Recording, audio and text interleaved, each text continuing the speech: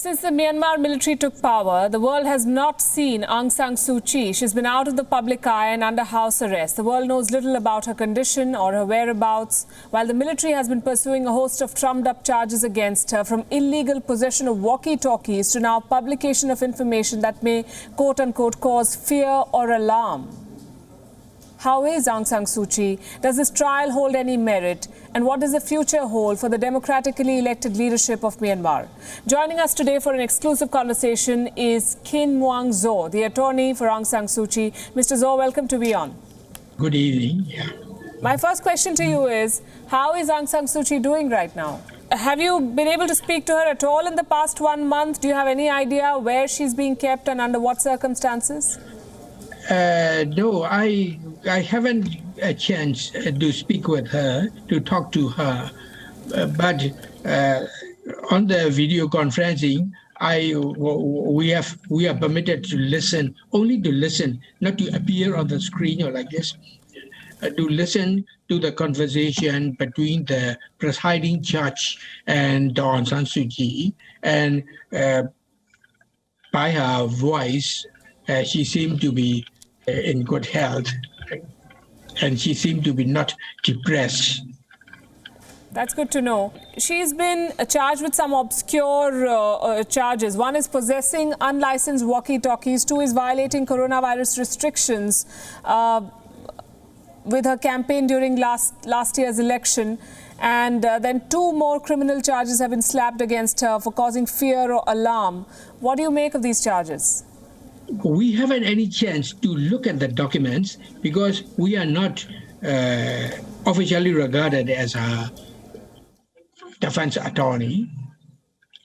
We are trying to get the permission of the court to be established as the board of defense attorney. But up to now, we didn't get the official designation of a defense attorney. So up to now, we don't get a chance to look at the documents.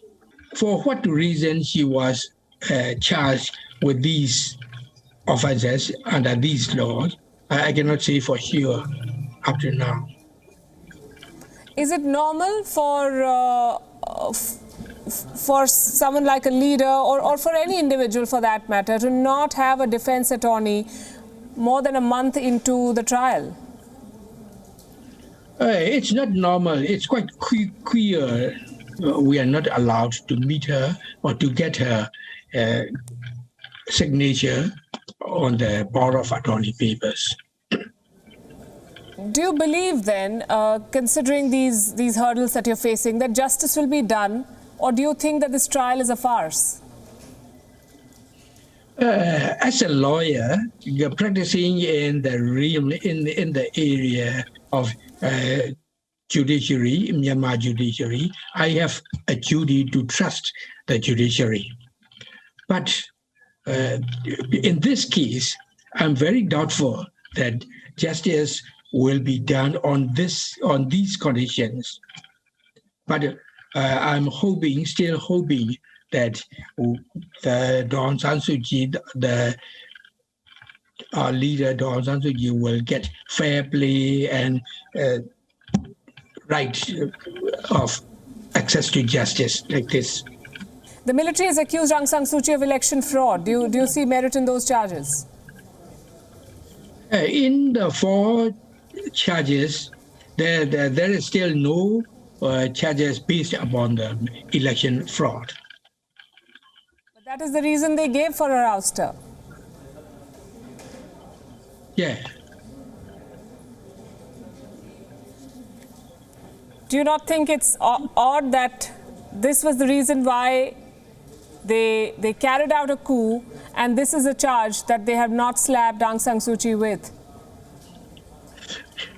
And all the world know, and you know, and I know, and all the world know that this is only a pretext, only the reason to stage coup for other reasons,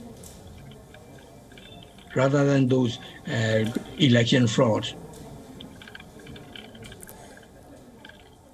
Can the case against Aung San Suu Kyi be tried in a foreign tribunal if she's not assured of a fair trial at home? Foreign tribunal? Which foreign tribunal do you mean? Any foreign body, any foreign tribunal, foreign or internationally brokered legal mechanism. No, but that may be very difficult to establish, because the military in a country is very adamant, and they are pretending to be very patriotic and nationalistic, and they don't want any interference in the judiciary or anything in this country. Myanmar's neighbours have also pressed the military to release Aung San Suu Kyi. Do you think that the military establishment is going to respond favourably to these demands which are being made by many countries and many leaders internationally to release the leader? Yes, the neighbouring countries' request and all the world's requests are reasonable ones, and it is to be welcomed. But reasonable requests are meant for reasonable minds. But I think they are not addressing to the reasonable minds. So I don't think for the near future there will be a good outcome or quick outcome for as a release of the leaders. The United Nations has now called on Russia and China to act in this regard. It has warned of the possibility of a real war breaking out in Myanmar. What role do you believe these two countries, China and Russia, are currently playing in the crisis here, and does the military have their tacit support? China and Russia stood for the military at any crisis of the country.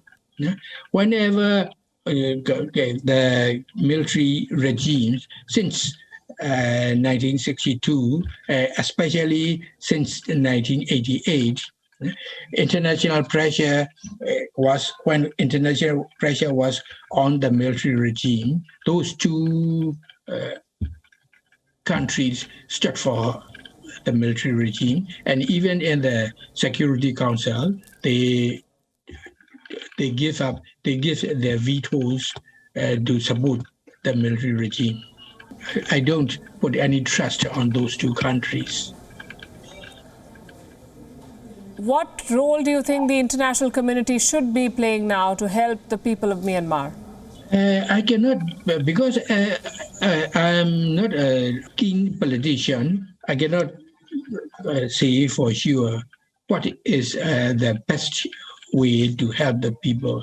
But the international community should think of something like sanctions, but direct action will be very favorable for the situation. Direct action will be favorable? Yeah. You're sitting in Myanmar. You want to take up the legal cause of the leader who has been taken in detention. And you're speaking to the foreign press. Mr. Zaw, are you not worried about your own safety and security? Of course, I'm worried about my safety, but it is the duty, and as a human rights defender's duty, and also the lawyers' ethical duty to stand up for truth and justice in this time of difficulties, in this time of crisis. Because for myself, I have been in prison and I have been in harassment for many years. I have spent in jail for totally 9 years. So it is not a strange thing for me to be in prison or in detention like this. You're very brave, Mr. Zaw, and so are the people of Myanmar who come out every day to protest against this coup. We wish you all the best, sir. Yeah, they were braver than me. Yeah, they were. The young men, the young people, the young students, and the young intellectuals as doctors and engineers they are very much braver than me. Yeah. Yes, and a lot of them write to us. It's very heartening to see the spirit. Thank you very much for speaking to us. Okay, thank you. WION is now available in your country. Download the app now and get all the news on the move.